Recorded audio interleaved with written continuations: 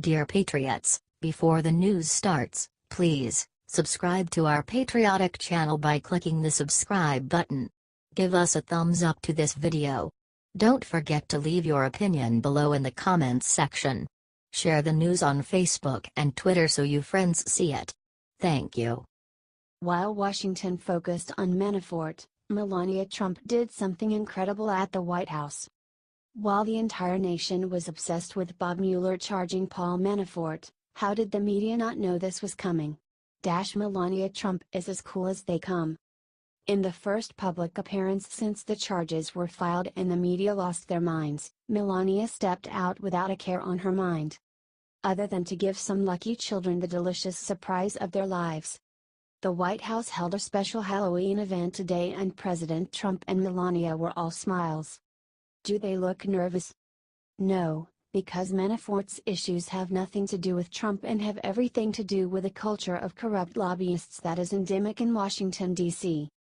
According to the Daily Mail, President Trump and First Lady Melania Trump met the children with smiles and high fives and lots of laughs and most importantly, lots of delicious candy.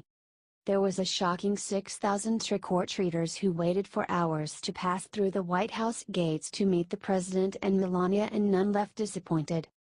Share if you think Melania is doing a fantastic job as First Lady.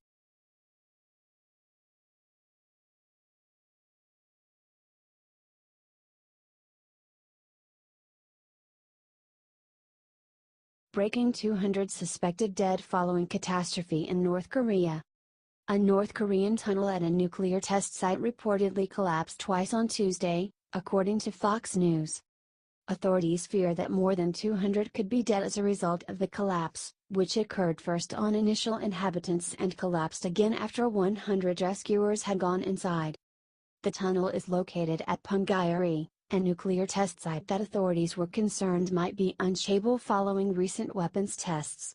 Specifically, experts feared the area's stability following the test of a hydrogen bomb that was reportedly 10 times as strong as the one detonated in Hiroshima during World War II.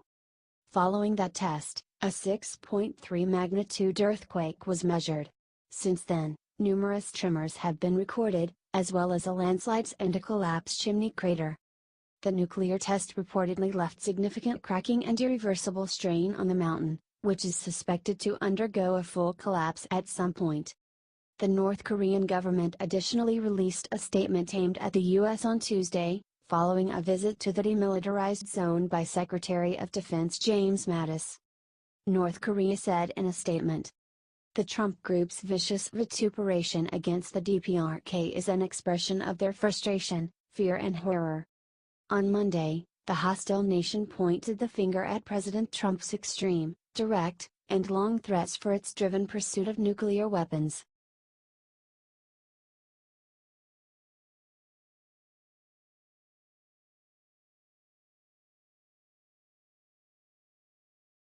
Plot twist: Harvey Weinstein victim in headlines again, but for something so much crazier. Rose McGowan, one of the women accusing Harvey Weinstein of rape, has a warrant out for her arrest for felony possession of drugs, apparently, via Daily Mail. The arrest reportedly stems from an investigation that took place in January of 2016 after the actress left personal belongings containing controlled substances behind in an airport. The warrant was issued in Virginia in February and has since gone unanswered. But here's where the story gets even crazier. McGowan quoted a tweet on her Twitter page Tuesday morning with the word "fact" in all caps. The retweet was one suggesting that the warrant wouldn't have been issued had she taken hush money offered to her by Harvey Weinstein. The hush money comment references the interview she did with the New York Times, in which she claimed that Harvey Weinstein had offered her $1 million to keep quiet after he'd raped her. McGowan claims Weinstein raped her during the summer of 1997. She received a $100,000 settlement and had thought that award included a non-disclosure agreement. Upon realizing that it did not, she revealed Weinstein's true character via her Twitter account. Since initial reports, 81 other women have come forward to report some level of sexual misconduct by Harvey Weinstein. Weinstein was fired from his company and is said to be in rehab for sex addiction.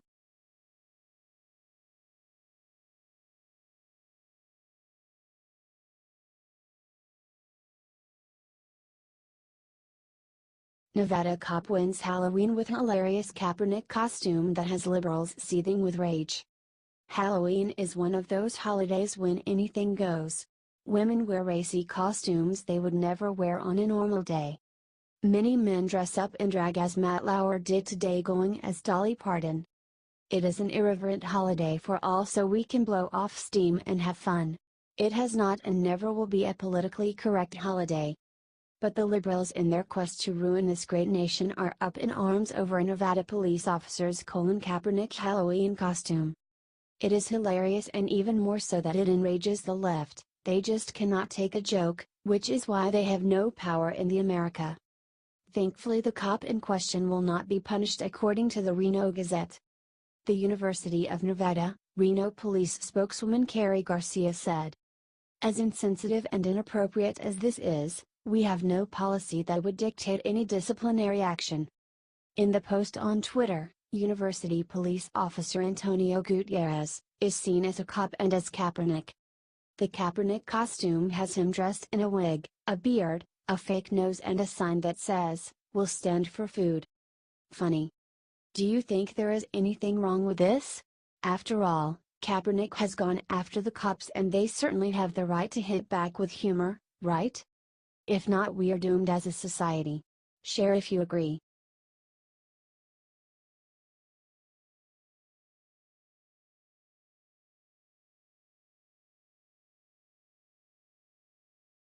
Lara Ingram starts new show, immediately says off media with her first words on air. Fox News launched its new primetime lineup this week, and it's already clear they have a new star. That star is Lara Ingram. A familiar name to most Fox News viewers, Ingram made waves on conservative radio for her fierce nationalism and support of Donald Trump. If her first show is any indication, she's not toning down the rhetoric now that she's on cable news. She's as loyal to Trump as ever, and even more committed to Middle America. During a segment titled The Angle, Ingram laid out her plans for her new 10 o'clock show. Apparently, those plans don't include cozying up to her new cable news cohorts. What the left are really resisting is losing power, Ingram explained. The people took their power back on Election Day, and the establishment is mad as hell. Now, she's here to take away their power on TV, because it's clear she's going to be killing it in the ratings. The establishment have used their power in media to undermine Trump's success in the White House, but Ingram made it very clear she intends to put the president's winning record on full display every weeknight at 10 p.m. Comment "Welcome Lara," and share so that Lara Ingram knows that America is behind her.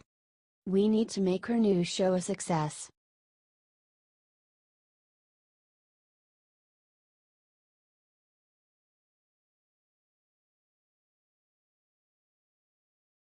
Tony Podesta issues icy threat to Tucker Carlson, so Tucker makes him wish he'd never been born.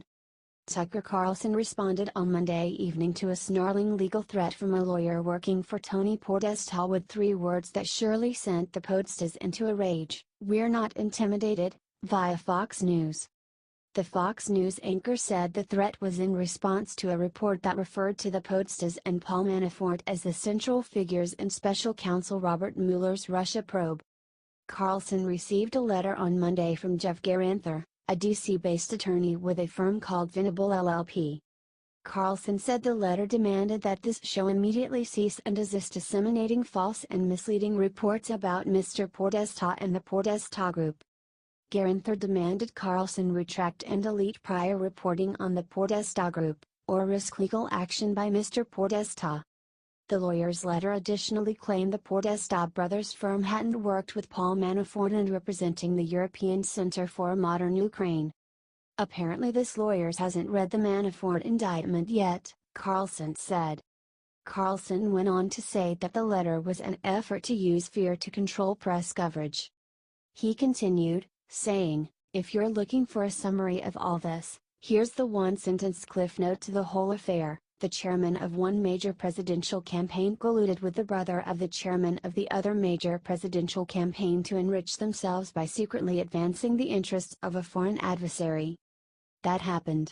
That's the swamp they told you needed to be drained." Scathing.